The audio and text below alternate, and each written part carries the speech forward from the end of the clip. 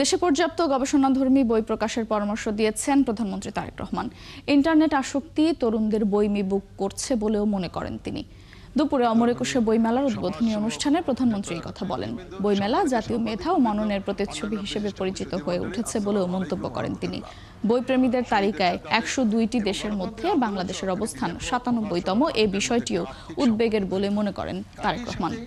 বর্তমানে প্রতিযোগিতামূলক বিশ্বে সমৃদ্ধি এবং সম্মানের সঙ্গে টিকে থাকতে হলে জ্ঞান এবং মেধা ভিত্তিক রাষ্ট্র ও সমাজ প্রতিষ্ঠার মনে হয় বিকল্প নেই আমাদের সামনে।